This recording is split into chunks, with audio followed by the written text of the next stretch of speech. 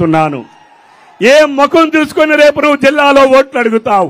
ఈ శ్రీకాకుళం నియోజకవర్గంలో ఓటు అడిగే నైతిక హక్కు ఈ ధర్మాన ప్రసాద్కు ఉందా అని చెప్పి నేను అడుగుతున్నాను. ఈ రోజు ఇంకోడున్నారు, ఉప ముఖ్యమంత్రిగా పనిచేశారు. వాళ్ళ పేరులోనే ధర్మం, వాళ్ళు చేసిందంత అధర్మం. అవునా కాదా? అవునా కాదా? అవునా కాదా? ఈ అధర్మాలు చేసేటటువంటి వ్యక్తులు ఒక్క పని చేయడం చేత కాదు కానీ ఈ రోజు తెలుగుదేశం పార్టీని విమర్శించే నైతిక అర్హత చంద్రబాబు నాయుడు గారిని, పవన్ కళ్యాణ్ గారిని విమర్శించే నైతిక అర్హత ఈ ధర్మాన ప్రసాద్ గాని, ధర్మాన కృష్ణదాస్ గారికి గాని ఉందా అని చెప్పి నేను అడుగుతా ఉన్నాను. ఇంకొక మంత్రి ఉన్నాడు ఈ జిల్లాలో, ఏమయ్యా టక్కల మంత్రి ఉన్నాడు. ఈ టక్కల మంత్రి ఏమయ్యా నువ్వు పలాసాకి ఏం చేశావునంటే, ఆ రోజు మేము మంజూరు చేయించినటువంటి ఆసుపత్రి, ఆ రోజు మేము నారా చంద్రబాబు నాయుడు గారి నాయకత్వంలో పవన్ కళ్యాణ్ గారు ఆనాడు ఉద్దాన ప్రాంతానికి వచ్చి కిడ్నీ వ్యాధుల గురించి చంద్రబాబు నాయుడు గారితో మాట్లాడితే ఆనాడు ఈ జిల్లాలో 48 డయాలసిస్ కేంద్రాలను పెట్టినటువంటి ప్రభుత్వం నారా చంద్రబాబు నాయుడు గారు కాదా? ఈ రోజు మేము ఆనాడు ప్రైవేటు భాగస్వామ్యంతో 100 కోట్ల రూపాయలతో అక్కడ రీసెర్చ్ సెంటర్ ని మేము నిర్మాణం చేపడితే ఈ రోజు అది ఈ సీదిరి అప్పలరాదు, అది ప్రాథమిక ఆరోగ్య కేంద్రమో తెలియదు, 100 పడకల హాస్పిటల్ తెలియదు.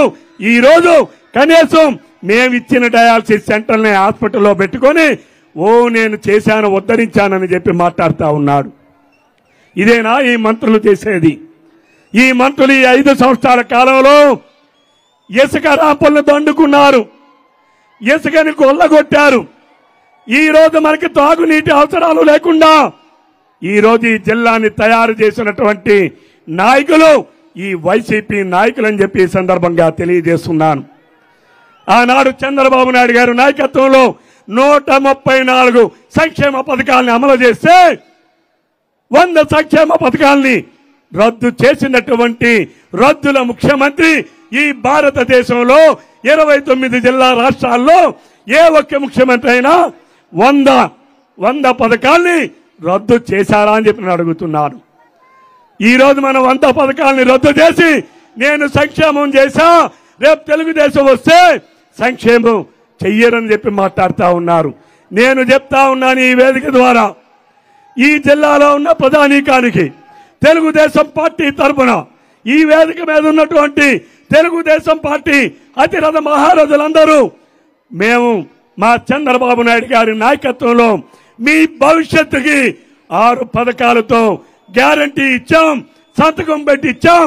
వాటిని అమలు చేసి జగన్మోహన్ రెడ్డి కన్నా 100 రెట్లు 1000 రెట్లు సంక్షేమాన్ని అందించేటటువంటి బాధ్యత తెలుగుదేశం పార్టీ తీసుకుంటుందని చెప్పి ఈ సందర్భంగా తెలియజేస్తూ, మరి ఈరోజు ఈ కార్యక్రమంలో వేదిక పాల్పంచుకున్నటువంటి పెద్దలు, మరి జనసేన జిల్లా అధ్యక్షులు శ్రీ పిసిని చంద్రమోహన్ గారిని మాట్లాడవలసిందిగా కోరుతున్నాను.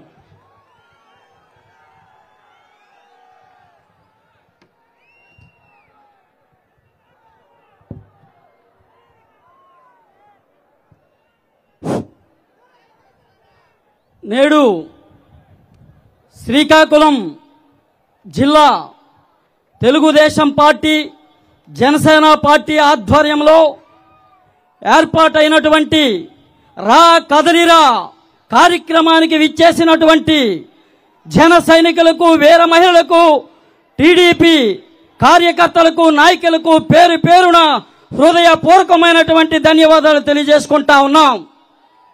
వేదికని ఆసీనులైనటువంటి శ్రీ పెద్దలు మాన్యశ్రీ ఈ ఆంధ్రప్రదేశ్ ఉమ్మడి ఆంధ్రప్రదేశ్కే ఒక దిశ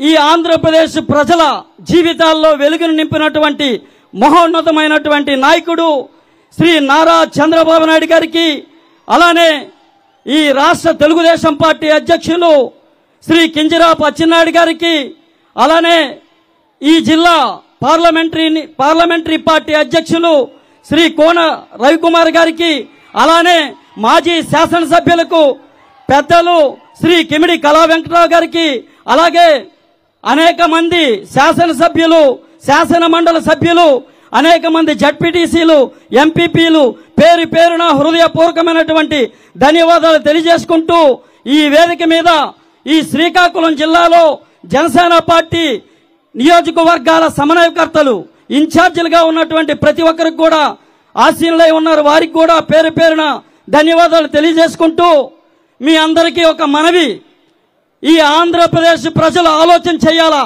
ఆలోచన చేయవలసిన ఆవశ్యకత, అవసరం మనందరి మీద ఉందని చెప్పేసి గుర్తెరగాలి.